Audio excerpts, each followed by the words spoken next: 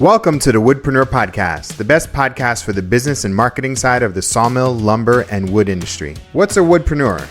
If you have a business where you make money as a woodworker, sawmill owner, selling slabs, or a content creator, then you're a woodpreneur. My name's Steve Larziliere, and I started Woodpreneur Life, Acres of Timber, and the Woodpreneur podcast just for makers, wood entrepreneurs, and small business owners just like you. We're on a mission to empower thousands of wood businesses to grow sustainably and put out great products. Each week, I interview makers, sawyers, content creators, and 6- and 7-figure entrepreneurs that know the wood industry inside and out. With topics covering everything from the urban lumber movement, sustainable sourcing and design, we'll discuss the ins and outs of how to grow, monetize, and fully immerse yourself in the woodpreneur lifestyle. If you're a hobbyist, a full-time wood business owner, part-time entrepreneur who wants to become a content creator, or quit your day job to pursue your dreams, the Woodpreneur podcast is just for you. Thanks so much for listening. Now enjoy this episode. Hey, welcome to a brand new episode of the Woodpreneur podcast. This is your host, Steve Larziliere. Today's guest is Garrett Magnusson from Heartwood. How you doing, Garrett? Doing good. How you doing, Steve? Good. Thanks for hopping on. Hey, why don't you tell everybody about your business? What's the backstory behind Heartwood? Oh, well, the backstory is we're basically a log to table company. So we can not only mill the logs that you bring to us into either dimensional lumber or live edge slabs, we can also kiln dry them, process them, flatten them on a CNC, make them into epoxy tables if you desire, or just dry the lumber for you, where if you just want to either make your own crafts or even start selling wood yourself, just a means to an end. I would say our main market is a lot of the DIY craft show goer makers, where they can come in and grab their charcuterie board stock, their smaller scale items for epoxy projects and things of that nature. And then all the bigger slabs just kind of get to work with all the local contractors and bigger makers like myself to be able to help facilitate their projects. So it's nice being able to be involved in the community and also to get to see the wood being used in such a wide array of projects, and just where it all ends up is kind of always astonishing, just because it was saved from a mulch pit. So it was something that was going to be, shredded and turned into nothing. And then instead of that, there's all these different examples of, aesthetic organic beauty. That's cool. Yeah. How did you pick this line of work? Kind of just fell into it, in all honesty. I was a park foreman for a small park district for a little while, and towards the end of that, started getting into a little bit more into woodworking. I'd always dabbled, but taking down some of the bigger trees at the park district, and then immediately feeling that like chest pain of like, no, you're not shredding that. No, we could get something out of that. And so I got into the Alaskan milling, and so started with that. Did that for about a year, and then met a few different mentors that turned me on to band sawmills and Wood Miser, Timber King, and such, and just slowly just kept expanding year by year. And before I knew it, it was a 7,000 square foot shop, and wow, dabbling in a whole different realm basically than I ever expected. But I'm very appreciative of the community in general, and grateful for all the continued customers, just because they get to allow me to do something I'm passionate about every day, and can't complain about that. So that's cool. Just take it day by day. What would talk to me about those? How many years have you been in business? It's been about 6 years now, full time. Talk to me about those first couple of years. First couple of years, definitely rocky. To where you're trying to find your place, so to speak. It was a mixture of like a blessing and a curse, because we started right when COVID picked up, at least like moved to our bigger shop right when COVID started. And at first it was that immediate wave of, oh crap, what did everything, what did I just get myself into?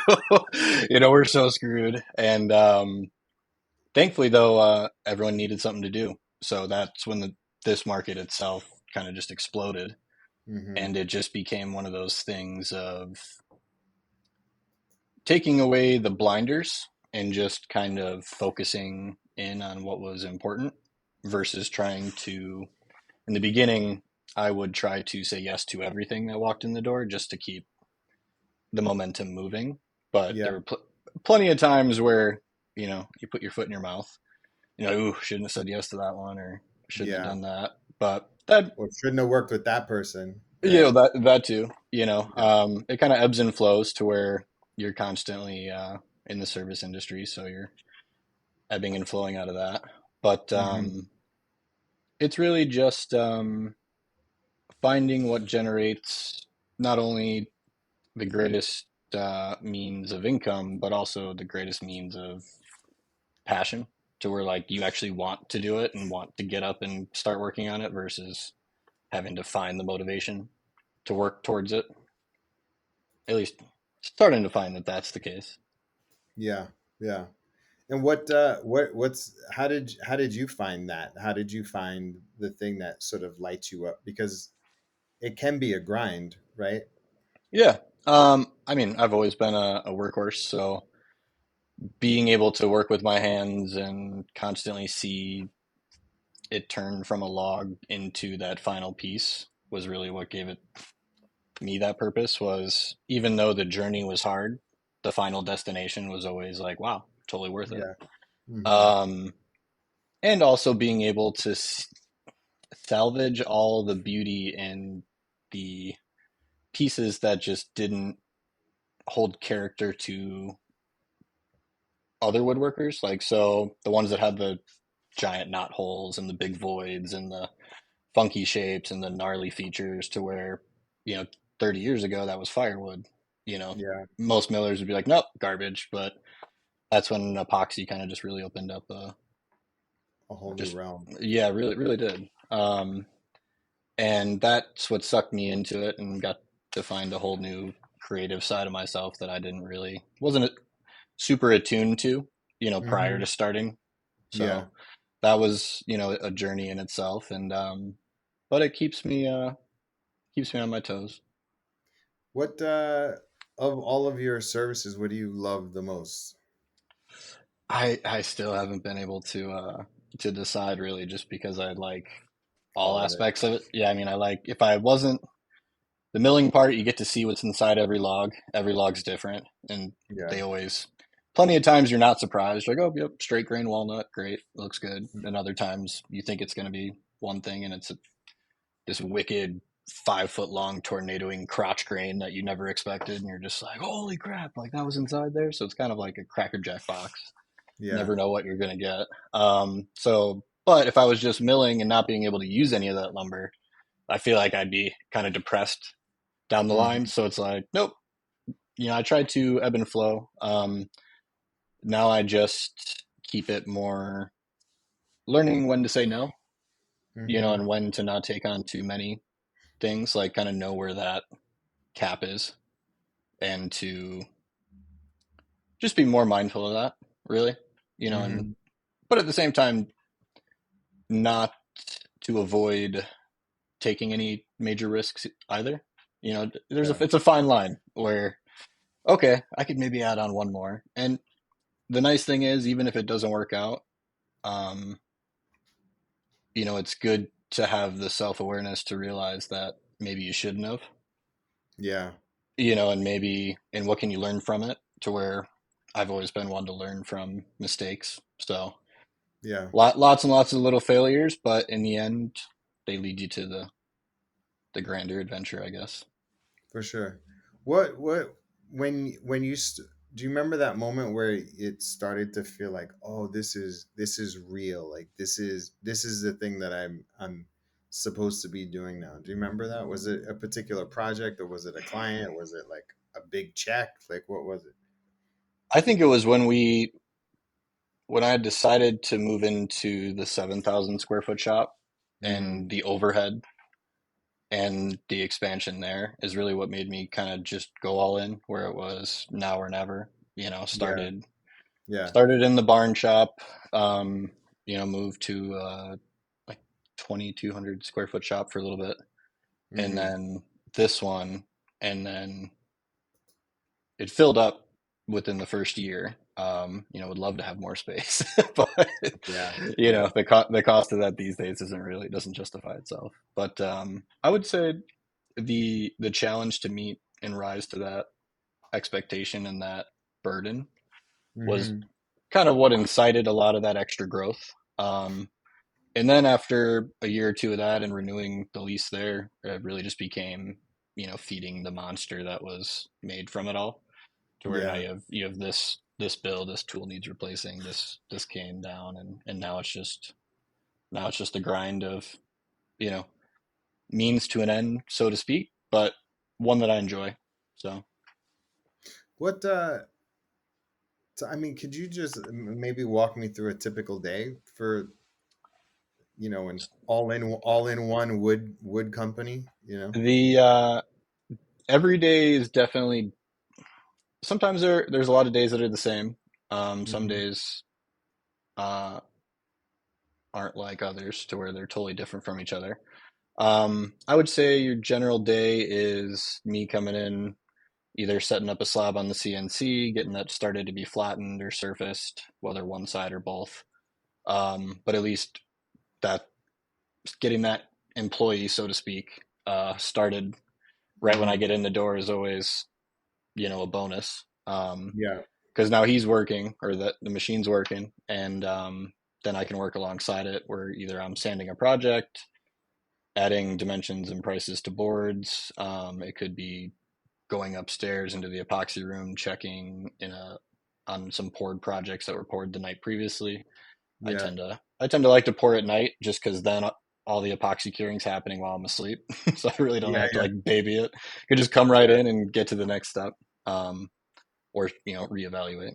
Yeah. Um, and then usually then it's like around lunchtime after doing a couple of those processes, and then it just comes down to splitting my time between the projects that are coming in, phone calls and leads where people want to discuss either a milling project, Hmm. getting into the kiln scheduling, just to see if their load will fit or what the minimums are. And then sometimes it could be something on like larger scales with bigger nonprofits or bigger companies that want a wider scale. Like a guy brought in like 35 different walnut trees that he Mm. wants all milled up and dried and turned into a He few brought different he brought all beds. the logs to you, and he wants you to mill it. Yeah, so there's bigger jobs like that, or there's working with like the Morton Arboretum and things of that nature, to where you get to see the wood get spread deeper into the community, and having that purpose of being salvaged and reclaimed. So working with them has always been really good, been expansive. Not only just networking, but also knowledge and just camaraderie is always nice.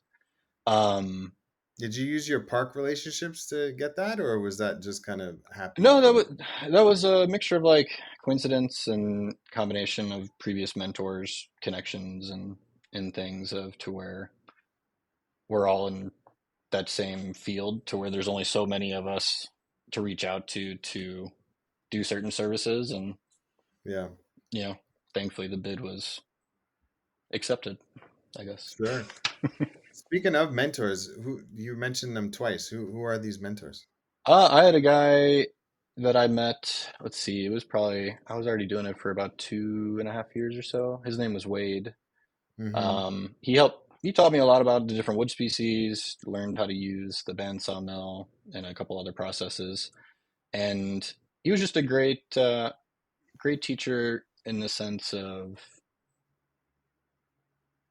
navigating the wood world for what it is, Yeah. and just working with all the different species of wood, to where he was someone that you could always talk to and ask certain questions to just springboard off of, Hmm. and really just always helped me grow quite a bit. Absorbed a lot of what he had to teach like a sponge, and just kind of kept adapting from there. Yeah, he retired about a year ago now.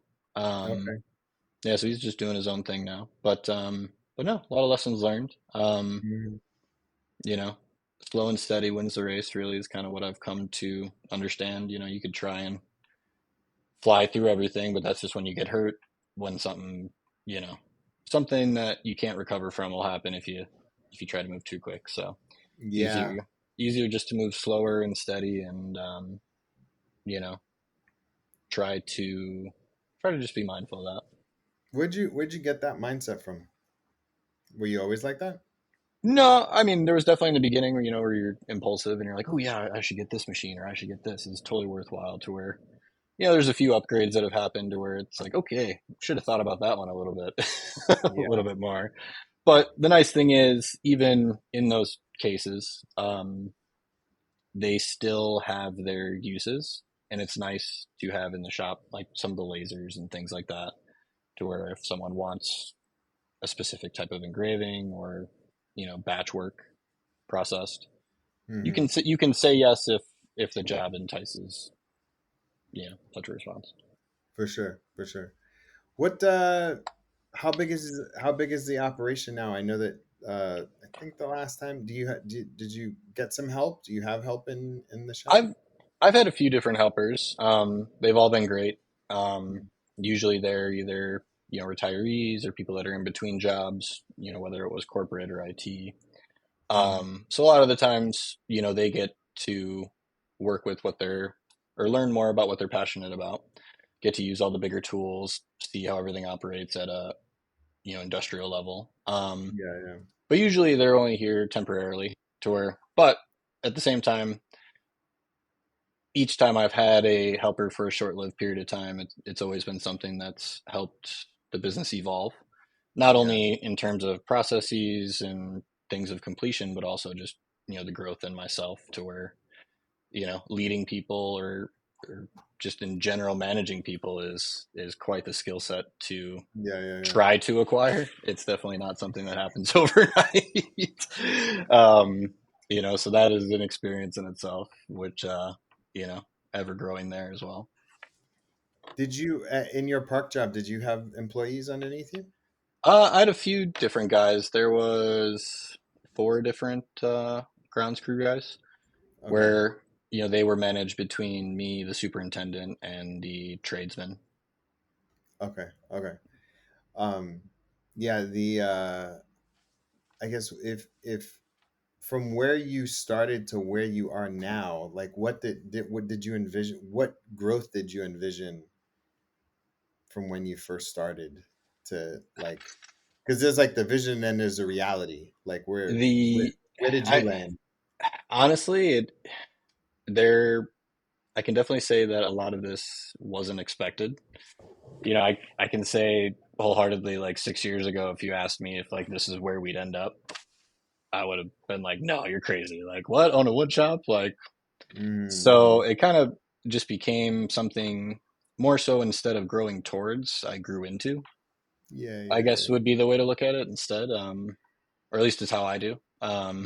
Hmm. Where instead of as, aspiring to build it, it became more of I was inspired to build it just from working with the different people in the community, and then just one of the major things was when I was starting, I couldn't it was very difficult to find good kiln dried wood for the epoxy projects that was reliable, and you knew you could trust the person you were buying it from, so to speak, Yeah, to know there was no bugs, there was none of this stuff in it, to where I wanted to be able to offer that to people, with confidence, to where I'm not going to get a phone call that there's powder post beetles or this or that coming out of my wood later, yeah, or oh, I made this project and I put $200 in epoxy in and it just cupped, like, to where like yeah, that's on me as the supplier. So being able to put out the reliable product, I think, was something that I really wanted to be able to achieve and yeah. stay true to. Mm-hmm. Mm-hmm. Yeah. And so, and you saw an opportunity there in your area as well. Like who is your ideal client right now? Right now, it's really just a mixture of homeowners and interior designers. Um, Mm, I would say the tables and the bigger projects definitely are the bread and butter that really push the shop forward. But at the same time, with the synergy between the milling kiln drying aspects, the custom building aspects and then the DIY products to sell. Yeah. With all of those, they all ebb and flow together to where one drops, the other picks up the other. And it seems to just constantly be this Yeah. Yeah. kind Yeah. of system of the stacking cups to where, yeah, if one or two fall, there's always going to be three or four jobs along, coming in from another department that pick Yeah. up the Hmm. slack. And just because every year's different, the holiday seasons are always busy with the building and the supplies going. Um, but in terms of like the custom work, that ebbs and flows quite a bit depending on the, Hmm. the housing market, economics, and all those other things. Um, so Yeah. it's really just kind of going month by month and seeing which processes were the ones that were kind of nibbled on more than the others, and then just taking note of it. And then unfortunately, it's kind of like a 10-year process of collecting that data of being able to find that curve. And what you mean? You mean what products and services, right? Is that what you meant? In terms of, Yes, at yeah, least like which one is it? Like I always kind of fear going all in on one or the other, to where yeah, it's like the moment you do, now you don't have that other thing kind of yeah, yeah, yeah, taking some of the pressure off. So it, for sure, for but I've sure. been very thankful though to have the widespread reach into the community that I do. So How did you market and get your brand out? I would say 90% of it is word of mouth and like Facebook Marketplace. A lot of like BBB advertising. Better Business Bureau? Yep. Yeah, I did stuff through them. I've done, what were some of the other ones? There were a few online companies, but I don't really trust the results that they showed. They were expensive and it seemed like every time I canceled them, traffic would increase versus like the whole year I was with them being quiet. Mm. But I think You mean like Google Ads or what? Or, I'm trying to they were all third party companies that, okay, they kind of email you and they're like, it's in the right when you start, you're like, oh, this is the first time someone's contacted me with a yeah, yeah, yeah, cold yeah, call. Like, yeah, I'll totally take your help. You want to help me? What? yeah, yeah, yeah, But again, you got to learn from those little things. But yeah. Business is definitely a lot of learning, isn't it? It's a it lot. it It's is, and it's honestly, it's like one of the biggest forms of personal development, right? Like yeah. you learn a lot about yourself. You learn what you're capable of. You learn what Mhm. fears you have, what Oh yeah. motivations you have, right? Like, Hmm. and Never ending. it's also like pretty isolating too, right? Like, do you? Yeah, I would say so. Yeah, But at least for me, I've always found that's great time for that self-reflection to be able yeah, to really absorb and process like what you're going through. yeah, Um, Sometimes when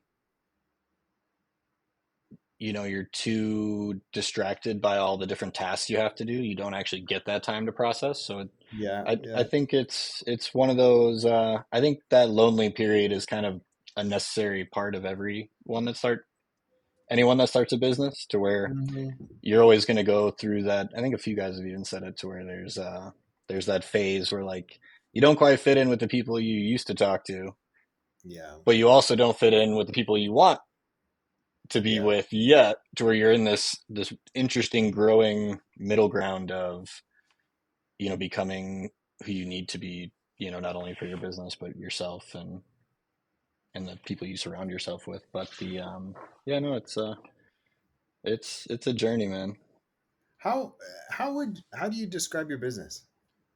What do you mean, in the sense It's like, hey, of Garrett, what do you do? What is Raw Heartwood? these days? I just go with I'm a wood artisan, where it just seems to just encapsulate the whole thing, because trying to Uh-huh.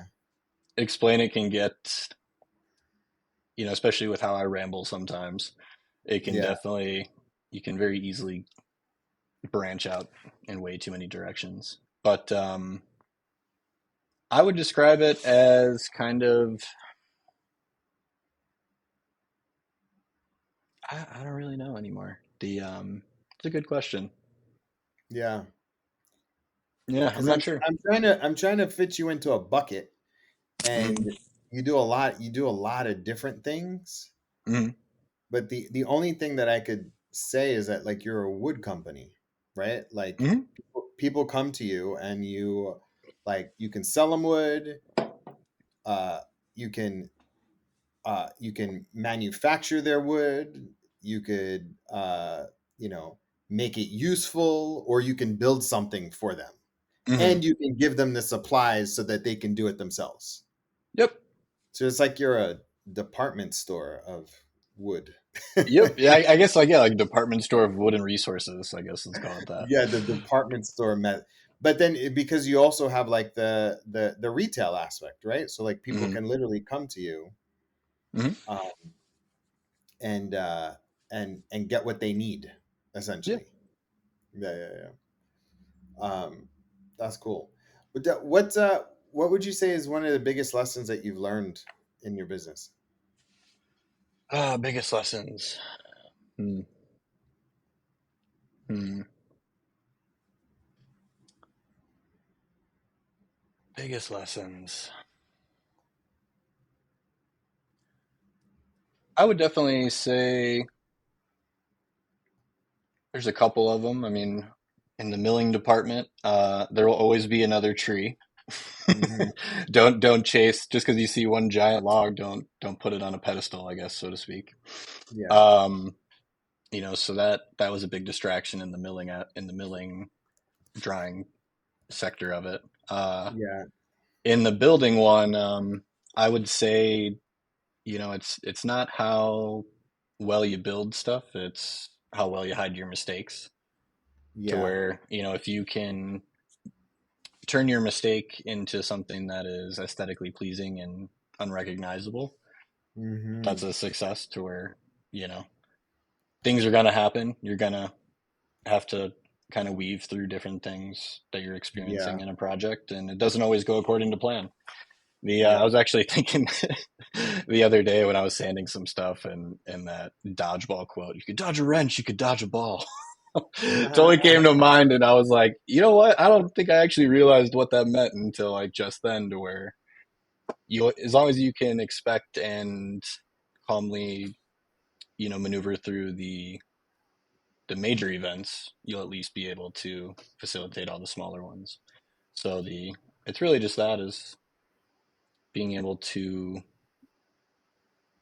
still be able to problem solve in a crisis, and to be able to keep things moving is the biggest thing. The moment you become static, you're not only losing time and money, but momentum into the future of, Sure. what you're gonna become or gonna do.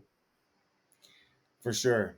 The indecision is essentially a decision that you've made anyway, True. right? Yeah. Like, Hmm. um, cool. All right. So this is the part of the podcast where you get to ask any marketing or business advice. Is there anything that you need help with, or anything that you need to think through? Uh, I'm always interested in other marketing kind of plans and maneuvers. I definitely would love to learn more about that, in terms of what are the avenues that are good to look into to get that wider spread local reach. Mm-hmm. Um, Less, I don't necessarily want to open up into like the shipping world or anything just yet, just because Yeah. that that's a big one. But more so would like to just get more local awareness, to where I still sometimes find people coming into the shop where they've lived 10 miles down the road, Yeah. for a decade, and had no idea I was there. But even though with all the marketing I do, being, you click certain zip codes for it to be localized. But yeah, just Hmm. finding more of that local awareness, marketing tips and tricks has always been something that's been appealing for me. Yeah. That one of the things that I think a lot about is one of the things I think a lot about is especially for someone like you. That's one of the reasons why I I say, how do you describe yourself? Because how you describe yourself will allow people to um, identify how they interact with you, Hmm. right? And so because you have like many legs on your stool, right? Like on your table, Hmm. um, like you can literally talk to many different people at once. And True. so the way that I would approach it though is what the way that I would approach it is what is the part of your business that you can scale the fastest that doesn't require most of your time? What would that be? Probably be the kiln drying. If I Yeah. push that further out, it'd be, get into bigger rentals of it, so to speak, where, the suppliers that can fill it almost full in a go. Those marketing to more of those people would be probably ideal. Okay. And who is that? Are those like other? It'd be other contractors, maybe other nonprofits, kind of like the Morton Arboretum. Sure. I would say local municipalities, maybe so for their own projects of means, trailer decking, uh, Sure. dump Sure. truck fences or walls. Yeah. Or when they need to do like park maintenance and things like that, they have the supplies and materials, but more of at a wholesale rate, just because they typically are working with rough sawn lumber, So anyways. it's essentially lumber, right? Like you can scale the lumber. Yeah, I think the lumber is the easiest to scale in terms of means to an end, where doing it with the projects, there's a lot of, there's the sanding, the pouring, the cutting, delivery. There's too Yeah. many Yeah. Yeah. different facets of it to Yeah. really narrow down a view. Yeah. So again, that's what I thought. I mean, you said kiln drying, but it's really selling the raw material, right? Yeah, I would say, yeah, narrowing it down further, yeah. Yeah. So for me, I would, and so it would be municipalities, it would be contractors, it would be other woodworkers, right? Hmm. Um, those would be the people that are those are the clients of those, correct? Hmm. Okay. So for me is you have a shop and you have a lot of space.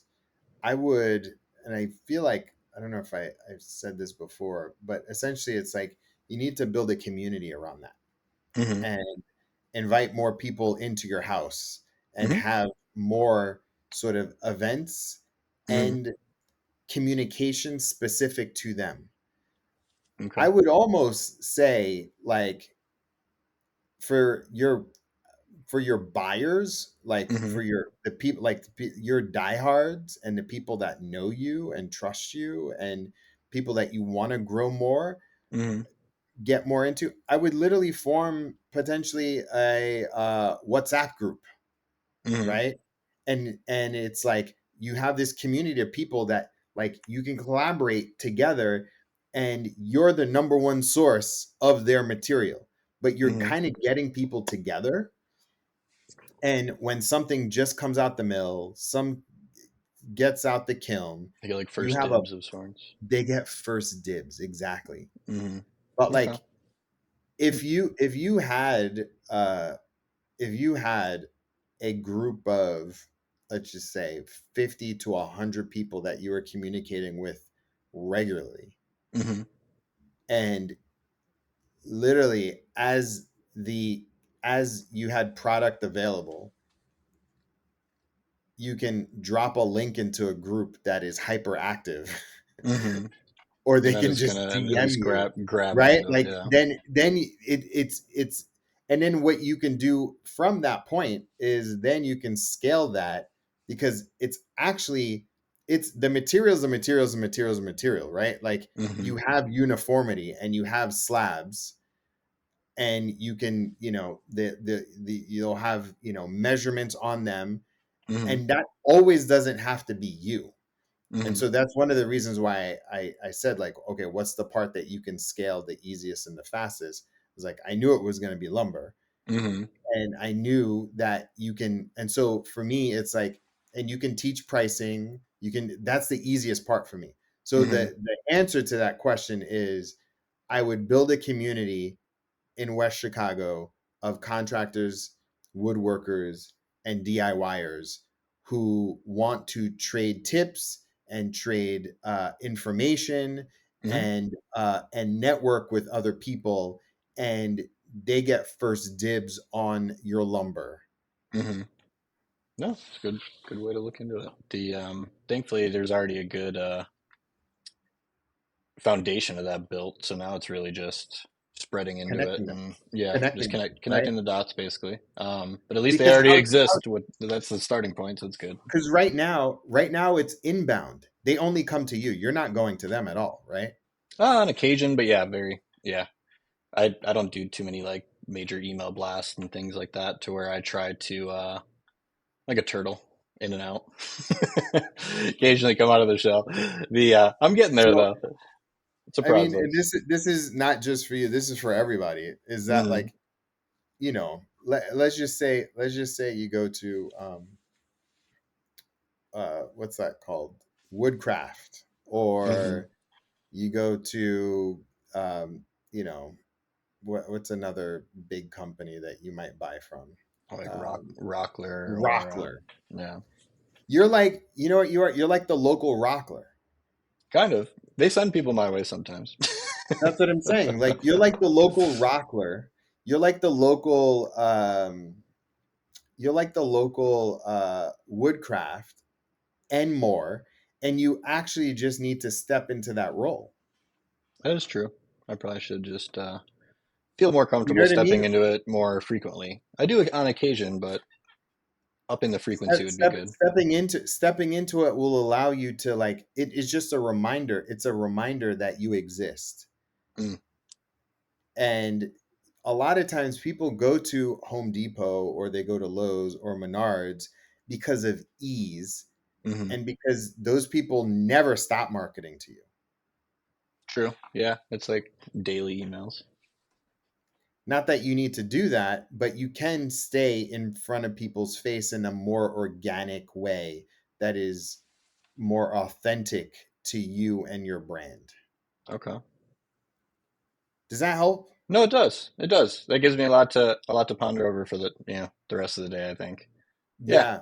there's Yeah. definitely No, there's something going on, something brainstorming for sure. yeah. Yeah. Really, the insight is build a community around your customers Hmm. and get to know them intimately, Hmm. and get to know what drives them and what success looks like for them, so that Hmm. you're not just like, like, they'll be telling you what to be milling in the future because their clients are. True. And then you can start forming a relationship through them and their clients, so that they know, like, oh yeah, we get our lumber from Raw Hmm. Heartwood. It's all Hmm. locally sourced.